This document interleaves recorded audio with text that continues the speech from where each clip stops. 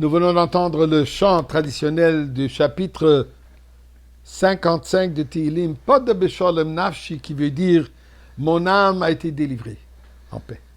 Et on conclut avec les paroles Vani Eftar Bach, et j'ai la confiance en toi. Donc ça, c'est le chapitre de Tehillim d'aujourd'hui. Mettons un peu de tzedaka et encore une fois, Gut Yom Tov, bonne fête, la fête de Yutet Kislev, comme j'ai expliqué hier. Aujourd'hui, 1798, l'Alter Rebbe fut libéré de la prison.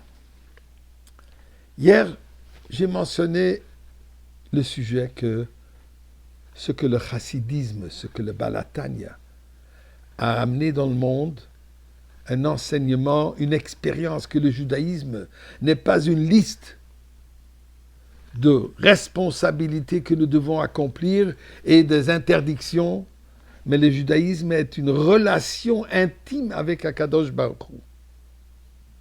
Cette relation, elle se manifeste à travers ces commandements positifs comme les négatifs. Une histoire que je vais partager avec vous. 1967, probablement. Jeune élève à l'Yeshiva de Brunois en France, entouré par les géants de la chassidisme de l'époque, Rav Nissen Namenov, Rav Goldberg, Rav Lapkowski. Un jour, nous avons eu un ajout dans le staff de la Yeshiva, un individu au nom de Reb Osher Sassankin qui est arrivé de la Russie avec son épouse et son fils.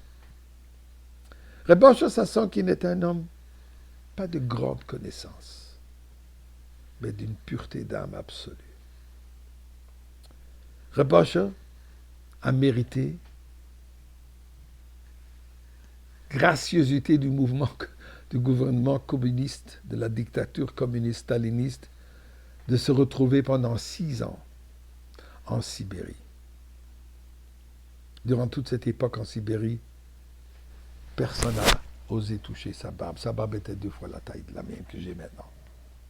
Quand il voulait venir la couper, il a mis sa main, et si vous coupez mes bras. Vous coupez ma main. Ils l'ont laissé. Jamais travaillé Shabbat. Jamais travaillé Yom Tov.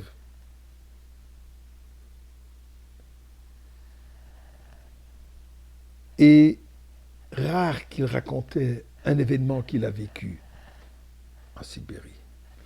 Un Yutet Kislev, comme la date d'aujourd'hui. Un Farbrengen, réunion chassidique. Les chants, partage de pensée. Le Chaim, un peu de vodka. Reb Osher s'est un peu ouvert. Et quand on a vu qu'il y a cette ouverture, on lui a dit, nous Reb Osher, raconte-nous quelque chose. Une expérience au moins par rapport à Yutet Kislev. Et voilà ce qu'il nous raconte.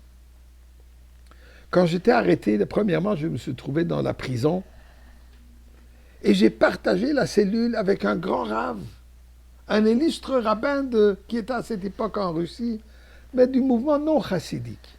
Mais bien sûr, ensemble, chassidisme, non chassidisme, tout ça a été mis de côté. La nourriture consistait de 400 grammes de pain par jour, un verre d'eau chaude, et le soir, une soupe. Une soupe, je ne vais pas vous décrire de quoi que ça a été fait, mais en tout cas, ce n'était pas kasher. On n'a pas mangé la soupe. Quand les gardiens ils ont vu qu'on ne mange pas la soupe, ça veut dire qu'on n'a pas faim. Si on n'a pas faim, ils ont diminué les 400 grammes de pain à 200 grammes. Vivre 200 grammes de pain par jour avec 12 heures de travail n'était pas facile. Les jours passent et la faim commence à faire son effet. Et le Rav me dit, il faudrait commencer à manger, c'est une question de vie. Je lui dis, moi, ça va, pour l'instant, je tiens.